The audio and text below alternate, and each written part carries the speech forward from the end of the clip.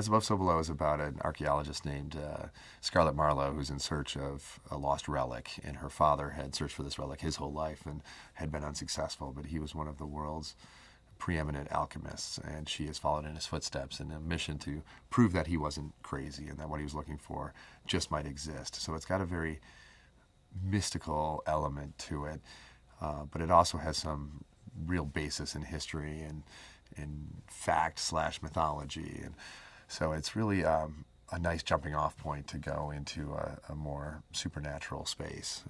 So she and two Americans and three French cataphiles go in search of this lost relic under the streets of Paris, and they end up crossing a threshold into something that doesn't make sense, and something that is kind of beyond this world, and their personal demons start to manifest themselves and haunt them individually as they go deeper and deeper into the space.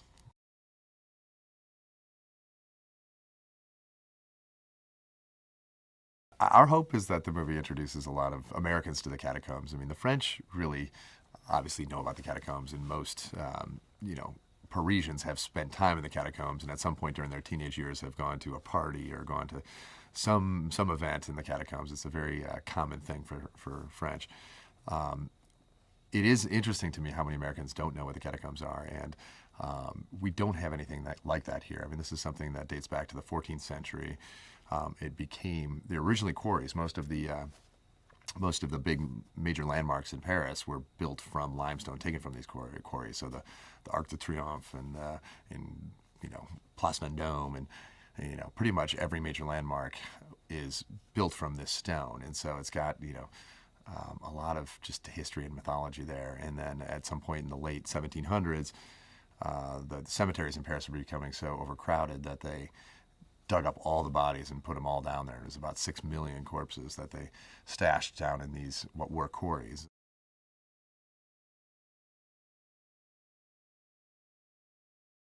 This movie was intended to be, a bit of a personalized experience for each one of the characters in the movie, but in doing so, we'd like audience members to kind of have that personal connection to it as well. And we don't go to great lengths to explain, what each person's personal demon that they're encountering down there. We don't feel the need to explain all of the backstory on each one. Sometimes it's just one image, and from that image you can kind of extrapolate what you think it is that this person did, or what they're, what's weighing on their soul, and what it is that they've, been living with all these years. And it's kind of nice to not have to really spell it out in great detail, which, and sometimes making studio films, you get a lot of pressure to explain every last thing to the point where no one has any questions whatsoever, and that gets a little tiring. And it was great working at Legendary, where creatively they're very open to doing things differently and to breaking some rules and not overly explaining everything, and letting people draw their own conclusions from some of the images that you see down there.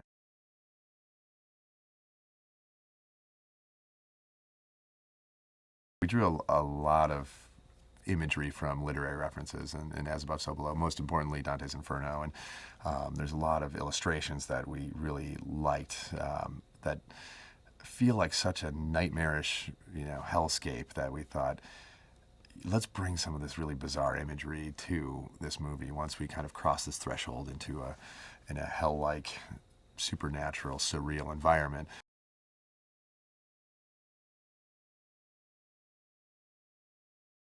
We like to cast very warm actors when possible, and we wanted characters. We were telling a story about characters that have some massive regret in their life, or something that they've done that was terrible, and we knew we could run the risk of making us not like these characters if you realized they had done something so awful that you could no longer like them. So we really wanted to cast very warm, and we also wanted to make the element that haunts each individual character didn't need to be some awful sin that they committed. It could be, as simple as something that they just have regretted their whole life. What is it that weighs down your soul versus, what is it that you've done wrong that's going to condemn you to hell necessarily? That wasn't the idea. It was really, it's a theme that we've played with in other movies too, is, acknowledging what it is that holds your soul down, and really coming to terms with that, and forgiving yourself and letting it go. And that really became a real touchstone to this movie.